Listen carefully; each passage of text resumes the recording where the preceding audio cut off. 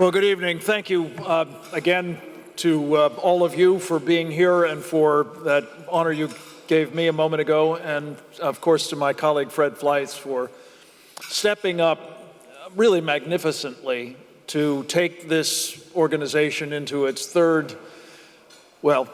fourth, I guess, decade of, I hope, wild success. I'm proud to have been part of it going to this point, but so proud of what he's now doing and the team that works with the center. And I do want to just say a special word of thanks. He acknowledged the board of directors. There are many of them here, and I'm so grateful to them for being here. But a special word of thanks to our chairman, Miles Prentice, who, among other things, is a hugely successful entrepreneur and has found himself subjected to some of the same criticisms as our organization has been because of his association with us. And I just want to thank Miles particularly and from the bottom of my heart for standing up and doing the right thing, always. Bless you, Miles. I won't take time here to say thank you to Chris Ruddy for being a great American patriot and leader. You'll hear much more about him shortly. I just want to add my attaboy as well. Also to Congressman Steve King, who is with us. Congressman King is a true American patriot. God bless you, sir. Welcome. Fred asked me to just say a word about two things that he's alluded to here, and I will very quickly before introducing the House Freedom Caucus. He mentioned a moment ago something that I think was a contributor to the 2016 election. We're not a partisan organization, we don't do politics, but we do help define the battle space in what I think of as the war of ideas. The speech that Fred mentioned a moment ago that Donald Trump gave on the 15th of August, 2016, was taken, I think it's fair to say, in very large measure from the work that we've been doing for the previous 2 years. And I want to thank Steve Hantler, who's here, for helping us do that, among many others of you. It was important to an awful lot of Americans when Donald Trump said, we are going to counter this hostile ideology. He actually used the term Sharia and laid out the various elements of the strategy, and he has largely acted on them, I'm very pleased to say.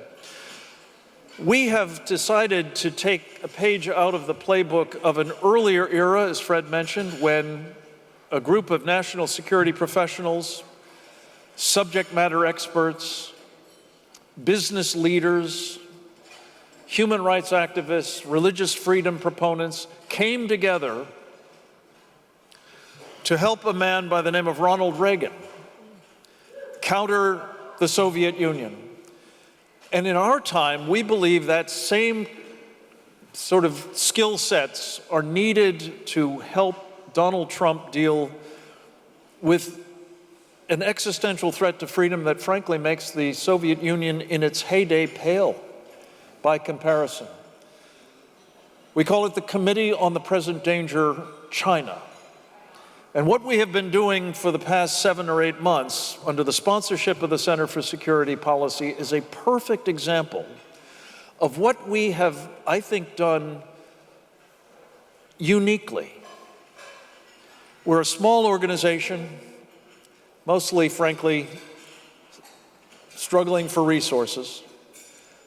What you can get done, as Ronald Reagan used to say, if you don't care who gets the credit, by working in partnership with others, forming coalitions, tiger teams, pickup teams, however you want to describe it, to get things done that any individual group can't do, is on display right now in this Committee on the Present Danger, China. There are a number of people here who are founding members, I'm very pleased to say. Brian Kennedy, our chairman, among them.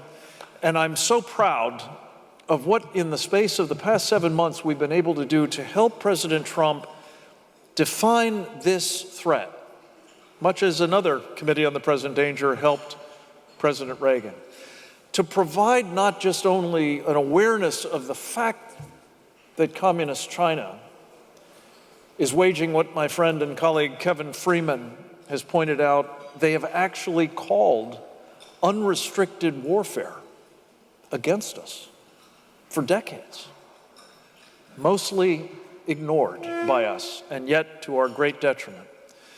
And most especially what this Committee on the Present Danger China is doing is trying to identify things, practical things, necessary things that we can do to try to counter, much as was done by President Reagan, the Soviet threat. And I'll just give you one example of how this is working.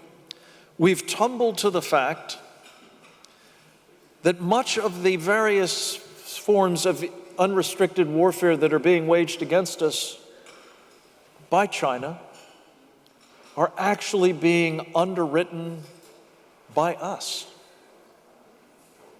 through immense transfers of wealth via our capital markets.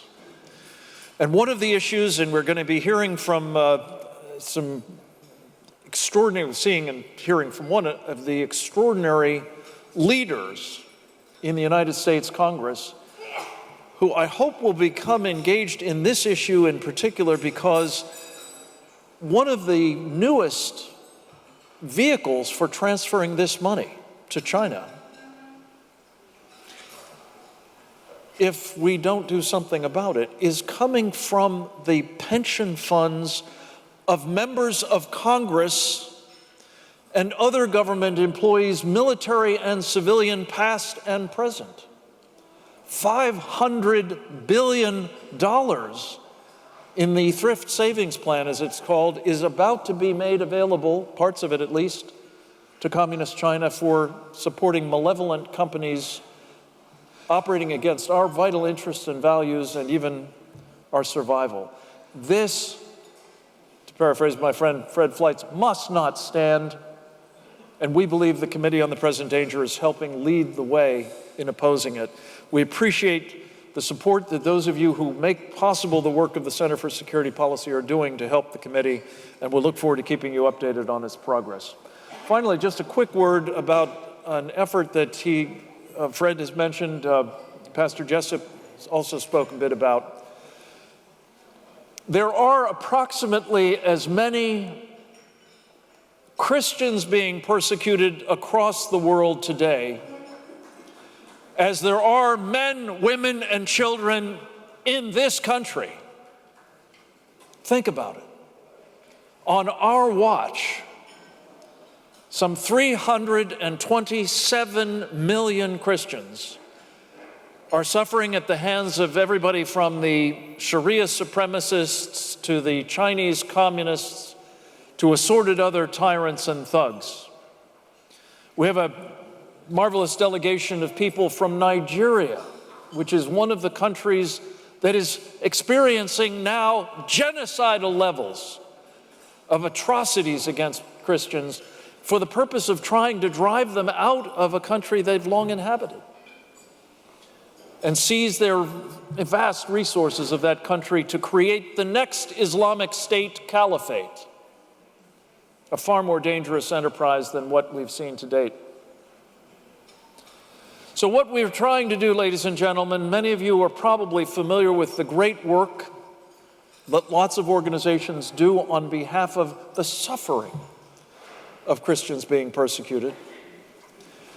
We want to address, however, and we've in fact pulled together in this coalition some 200 organizations, many of them actually involved in that effort to relieve the suffering, to see if we can't do something systemic about this problem, not just symptomatic.